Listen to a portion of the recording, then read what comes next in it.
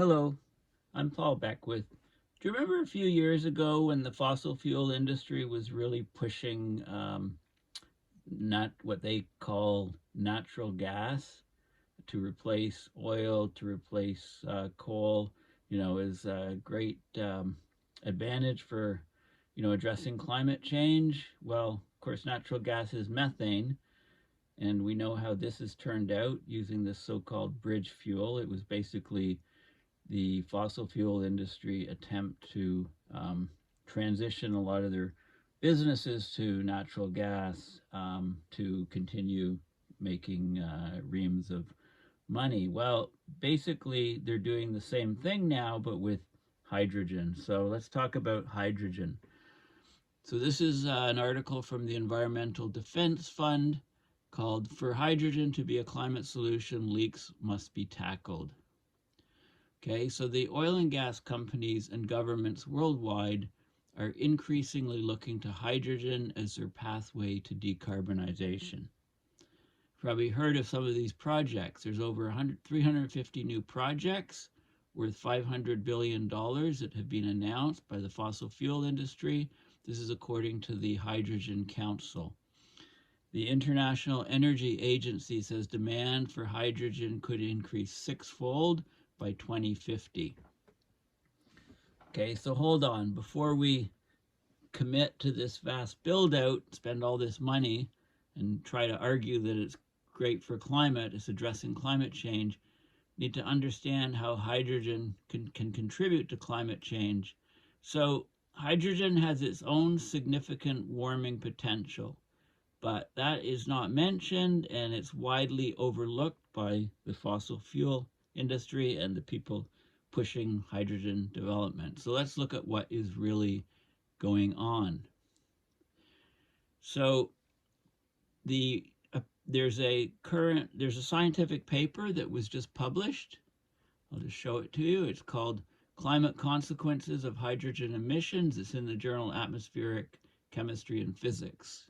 The EGU, European Geophysical Union. Okay, so let's have a look at what it says. So this is a sort of a summary of the paper, and then I'll get to the paper and the figures and the abstract, etc. So basically, they've assessed the current science of hydrogen in this paper. They find that under the right circumstances, hydrogen could indeed be part of a clean energy transition. It's if the leak rates are low enough, basically. Done wrong, hydrogen could be worse for the near-term climate than the fossil fuels that it would actually replace. Okay, so it can actually make things worse near term. So let's have a look at the conditions under which it helps and which it makes things worse. And, again, anything pushed by the fossil fuel industry needs to be looked at with suspicion. So carbon dioxide can be a byproduct of hydrogen production. Hydrogen itself emits no carbon dioxide when it's burned or used in a fuel cell, right? Because you just oxidize it. Hydrogen plus O2 gives you H2O plus energy. But when hydrogen leaks, when it's emitted to the atmosphere, it contributes to climate change by a number of different pathways, including increasing the amount of other greenhouse gases like methane, ozone, and water vapor.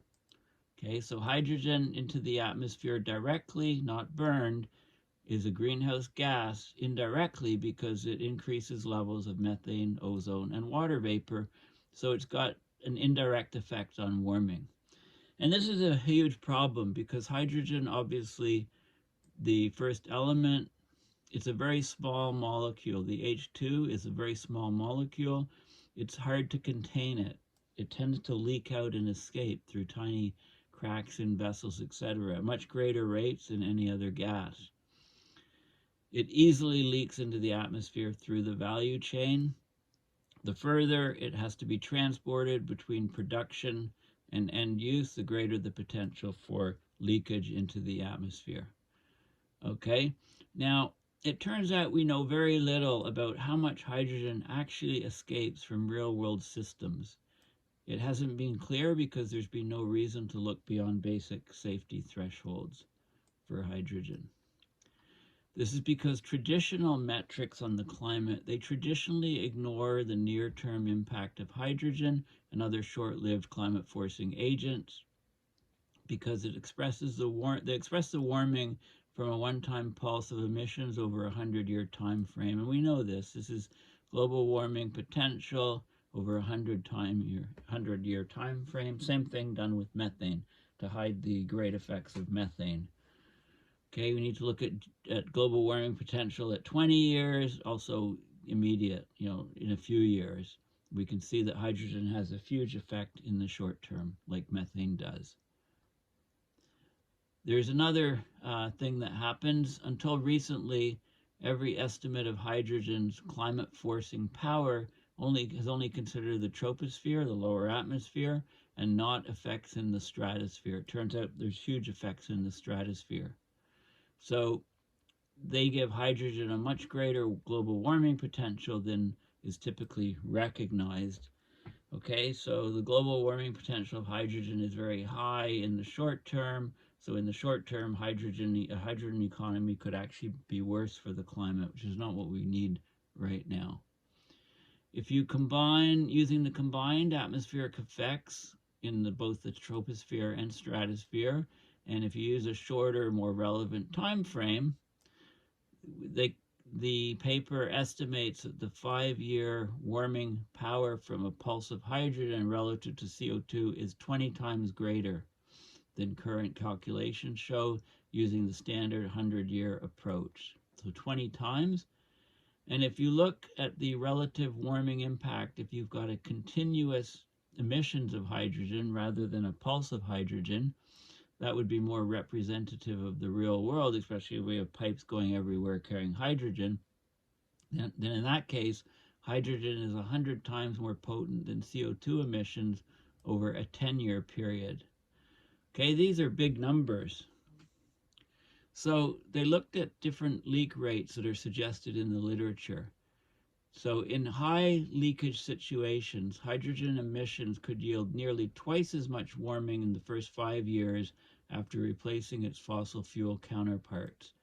If leak rates are minimal, hydrogen could yield an 80% decrease in warming during that same time period. Okay, so it all comes down to the leak rate. CO2 emissions avoided over decades by substituting hydrogen means that climate benefits accrue regardless of leak rates. So even with high leakage, the warming effect 100 years after a hydrogen switch would be 80% lower compared to fossil fuels. Although if you rely on pulse rather than continuous emissions, significantly inflates that benefit. Okay, so these findings hold true even for hydrogen produced with renewable energy. So there's two main ways you can get hydrogen. You can use renewable energy to do electrolysis of water to produce hydrogen.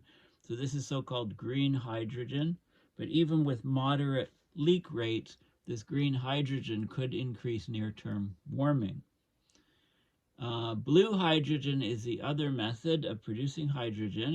It's what the fossil fuel companies are pushing. It's why they're backing hydrogen, because they can use natural gas or methane to then to break off carbons and result in hydrogen gas. And that adds warming. That also adds warming from methane emissions along the natural gas supply chain as well. Okay, because it uses natural gas as a feedstock to produce hydrogen. So hydrogen intensive scenarios where basically 50% or more of final energy demand is supplied by hydrogen with high leak rates, even green hydrogen could contribute to 1/10 of a degree of Celsius of warming in 2050. So a small amount of warming, but some warming nonetheless. Okay, so it's the near and midterm warming impacts of hydrogen that are so much higher than usually recognized. So it makes sense that the impacts are explicitly reflected and actively minimized in order to achieve climate benefit of replacing fossil fuels with hydrogen. Okay, it's much easier to minimize hydrogen leakage when designing a system rather than retrofitting a system. So this needs to be looked at right at the front. So getting hydrogen right. 5 things to ensure a positive climate outcome. The first thing is to conduct more research on hydrogen's warming effects relative to other greenhouse gases. Okay, and also to accurately measure the leak rates and make sure that they're really low. So less than 1%, great. 5%, middling, not so good. Typically, leak rates would be up to 10%, which is what we've seen with methane, and that would make the hydrogen system, the converting fossil fuels to hydrogen, that would cause warming in the short term and not be a climate solution or climate help. Need to use climate metrics to reflect the role that hydrogen leakage could play over the policy relevant near term instead of relying exclusively on 100-year accounting. It's ridiculous for when you're talking about methane and hydrogen to look at GWP just at 100. Got to look at the 20-year time period, the 5-year time period, etc. You need to include the likelihood of hydrogen leakage and its impacts in decisions about where and how to deploy hydrogen. For example, use should be concentrated where it's produced, and it should be used in close proximity so you have a limited need to transport it and much more likelihood of lower leak rates. You need to identify leakage mitigation measures and best practices. Okay, so also, the diversion of renewably generated electricity to produce green hydrogen is a concern, right? Hydrogen doesn't occur on its own. It's not, you can't go out into the Earth system and get hydrogen in its natural state. It just doesn't exist. It's in other forms. So you need huge amounts of energy to extract it from water or other molecules. This means more energy is needed to use hydrogen than in cases where direct electrification is possible. So direct electrification wins hands down compared to hydrogen. Think of hydrogen more as a battery than as an energy supply. Okay, you also, don't want to, you need to consider the efficiency and permanence of carbon capture technology necessary for producing hydrogen from natural gas and minimizing methane leakage. So the industry is still in its infancy. We have an opportunity to ensure the enormous investment in hydrogen projects worldwide delivers the benefits that its backers promise, but only if we take a proactive and scientific approach in how, when, and where we adapt it. Okay, so there's a lot of issues with hydrogen, so don't get swayed by the fossil fuel industry or the hydrogen lobby saying, oh, hydrogen is a wonderful, climate solution, because it's not if the leak rates are high. So let's go and actually look at the peer-reviewed paper now.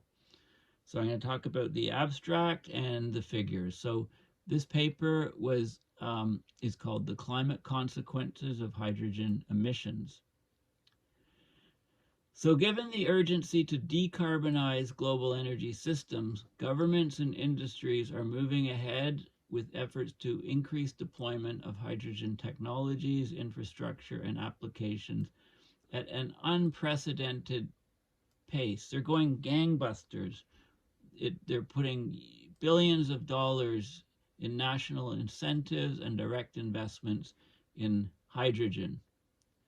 So zero and low carbon hydrogen hold great promise to help solve some of the world's most pressing energy challenge, but hydrogen is an indirect greenhouse gas whose warming impact is both widely overlooked and underestimated, intentionally, I guess, to sweeten the idea that it's a wonderful panacea for humanity's energy. Hydrogen's atmospheric warming effects are short-lived, lasting only a couple decades. So it's similar to methane that way. So, standard methods of looking at global warming potential 100 just don't make any sense. For gases whose impacts are short-lived, like hydrogen and methane, I would add this long-term framing, GWP 100, it masks a much stronger warming potency in the near to medium term. This is a concern because hydrogen is a small molecule, so it easily leaks into the atmosphere, and the total amount of emissions from leaking, venting, and purging from existing hydrogen systems is unknown. So the effectiveness of hydrogen as a decarbonization strategy, especially over timescales of several decades, is unclear. Okay, so this paper looks at the climate consequences of hydrogen emissions over all timescales, uses published data to assess its potency as a climate forcer, evaluates net warming impacts from replacing fossil fuels with hydrogen, and it estimates the temperature responses to projected levels of hydrogen demand. Okay, so they also look at the they give account for a plausible range of hydrogen emission rates, basically 1 to 10%. They include methane emissions when hydrogen is produced by a natural gas with carbon capture, utilization, and storage. So the blue hydrogen, right, from natural gas. And they also look at the hydrogen from renewables and water, electrolysis of water, basically green hydrogen production. So everything depends on the leak rate. 10% is horrible, down to 1%. 1% lower end emissions of 1% could yield limited impacts on the climate over all timescales, but 10% basically means that hydrogen is no better than fossil fuels. In fact, it's worse than fossil fuels for the first 20 years. Okay, so the devil's always in the details, and if you're thinking of a hydrogen economy, then you really need to look at the leak rates and the effects. So let's have a look at the figures. So this is the key figure. So you've got hydrogen. When you combine it with the OH, hydroxide radical in the atmosphere, that produces hydrogen plus H2O. Okay, OH. OH in the atmosphere is used up, right? So in the troposphere, lower atmosphere. Okay, OH is the main sink for methane.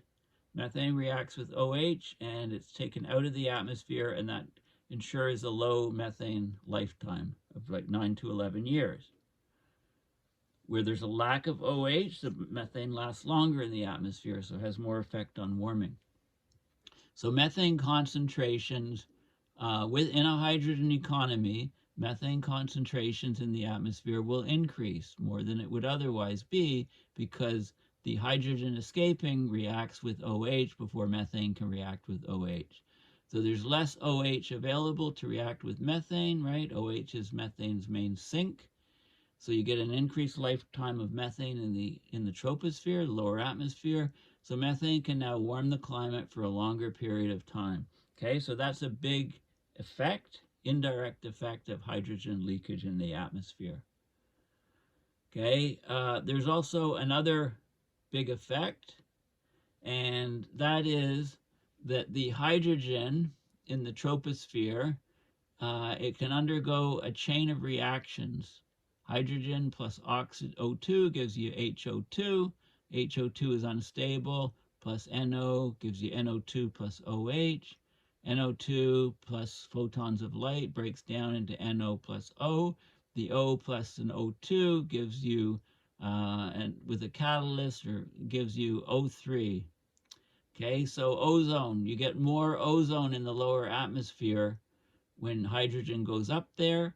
More tropospheric ozone, it's a powerful greenhouse gas, so you get more warming. Okay, another indirect effect. And these first two effects are in the lower atmosphere, the troposphere. Now, the hydrogen is also very light, goes up into the upper atmosphere, the stratosphere. And actually, by the way, some of the hydrogen is so light it can even escape into space, I believe. Okay, which is like, it's like a spacecraft Earth leaking hydrogen, venting to space, right? Not a good thing for the planet. But let's not talk about that at the moment.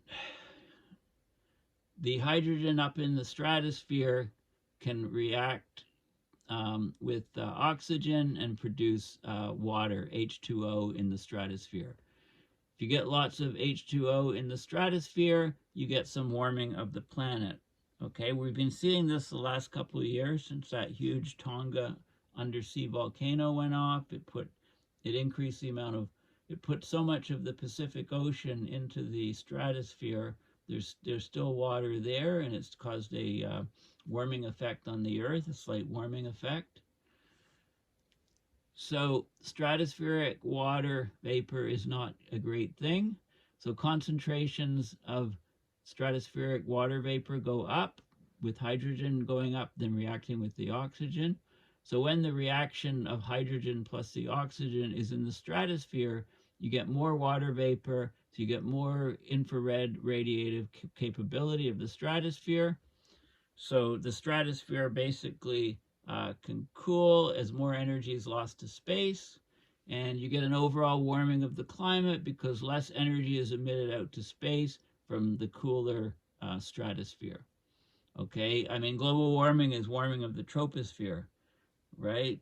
The warming of the troposphere is so great that the infrared doesn't get out into the stratosphere, so the stratosphere actually cools as the troposphere warms. Global warming involves stratospheric cooling, and this means less energy is emitted out to space, so we get an overall planetary warming. The energy imbalance is greater. So we have both tropospheric effects and stratospheric effects with hydrogen leakage, and both of, all of those things are very crucial, and the hydrogen people won't tell you, and the fossil fuel companies won't tell you this. Okay, I mean, fossil fuel technologies, we burn them, CO2 and methane are emitted, warming the planet. The green hydrogen alternatives, green hydrogen, you're just producing hydrogen, which has indirect warming effects, as I pointed out. The blue hydrogen is taking methane, breaking it down, breaking off the hydrogen, so you still get methane emissions, you get some CO2 emitted, you also get hydrogen emitted, so you get more warming from the blue alternatives. This is the reason why the fossil fuel industry is interested in a hydrogen economy, because they can still use their products as feedstock. Okay, so always look for that angle. So let's look at some of the figures in here. Okay, this is okay, well, this is a table showing, these are estimates of hydrogen demand. So 115 teragram estimated for the demand, something like about 100 teragrams demand, right, from different sources. Hydrogen Council, International Energy Agent. So, call it 70 to 150, 120, present usage of hydrogen. How much goes into the atmosphere, we don't know. And then these are projections for the increase. So doubling by 2030, tripling or quadrupling by 2040. Some estimates as high as, 5 times higher by 2050. 6 or 7 times higher by 2050, even 1,000 or 1,400 times higher. So 14 times higher. If we're burning about 100 now teragrams, then so the estimates are there's wide variety, but it could be 14 times more hydrogen being produced and used by 2050, according to some of these estimates. So we'd be talking about a huge increase in the warming from hydrogen leaking. This is like a pulse of hydrogen escaping, and then the time horizon. So GWP 100 shows it's a small effect, of course, but in the shorter term effect, we can get a large effect of warming from the pulse. Same with methane. Now this is interesting because this shows, this is years after a technology switch to a hydrogen economy. At the bottom of these guys here is the best case leak rate. At the very top is the worst case leak rate. This is if the technology wasn't switched and we just went with fossil fuels. So what you can see is this is the blue hydrogen. This is the hydrogen from methane, from natural gas, that the fossil fuel industry would put their feedstock in to produce this. And you can see that the warming is, this is cumulative radiative forcing over time from constant annual emissions after deployment of hydrogen economy. And you can see if the leak rates are bad, the hydrogen economy is actually worse over 10 years, over 20 years. It only gets better 50 and 100 years compared to fossil fuels. So that's no good for short-term climate, right? It's going to warm the system. With the best, lowest leak rates, then yeah, you can decrease the warming rate significantly with really low leak. So these are leak rates of more like 1% of hydrogen. These are like 10%. And if you're looking at green hydrogen, it's better in all cases, but this would be no climate impact down here. It obviously has a climate impact, green hydrogen, but it's small. Okay, in all cases. Even with high leak rates, it's smaller. Okay, so this is the gist of it. Okay, so we can't just move to a hydrogen economy, say, yeah, everything's great, unless the leak rates are monitored actively and are very, very low. Okay, I mean, you can look at methane leak rates now, and we found that they've been surprisingly high as 10% in some cases, making the switch to methane as a bridge fuel, natural gas, making it as bad or worse than coal even because the leak rates are too high. Another thing is, if you have a leak rate of 1%, say in a natural gas pipeline, and then you suddenly put hydrogen through that pipeline, the leak rate will be more like 10% instead of 1%, because hydrogen is a much smaller molecule. So you can't just use existing infrastructure to put hydrogen through those pipes. You're asking for, this type of scenario where it's worse, over 10 years and 20 years in the fossil fuels that you're replacing. Okay, so this is a very key factor.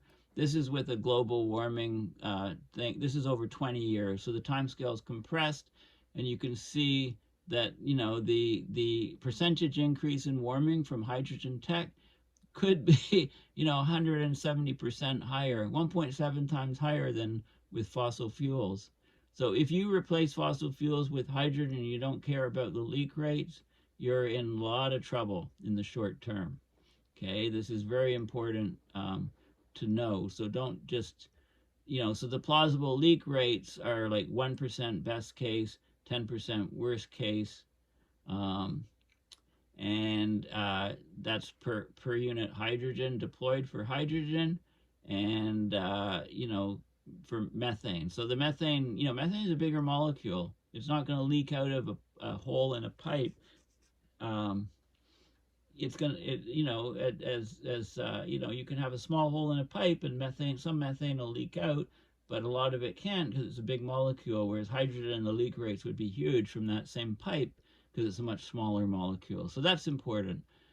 Okay, so, and this is showing long-term temperature response to consistent hydrogen leakage only at sustained hydrogen demand levels. And you can see, the levels today is down here, and these are the different projections. And this is hydrogen demand depending on what it is in the future. This is with a 10% leak rate and 1% leak rate. So this is the warming. Okay, so if we're going to use hydrogen, we have to ensure that we have very, very small leak rates. Otherwise, there's absolutely no point as far as climate goes of switching to hydrogen, because the warming is horrendous with 10% leak rate. Okay, so this is a very key and important paper. Okay, so the key takeaways from this is, yeah, okay, we can look at hydrogen. Hydrogen's expanding. Fossil fuel companies are pushing at using hydrogen to decarbonize. When you're burning hydrogen, yeah, you're not getting emissions, but the hydrogen leak rates are key. High leak rates will basically make the hydrogen as a climate solution next to useless, in fact, even worse, than fossil fuels in the short term, 10 to 20 years. And this is a key point which doesn't seem to get out there when people talk about hydrogen. So thanks for listening. Please consider going to my website, paulbeckwith.net, and donating to support my research and videos. Thanks again. Bye for now.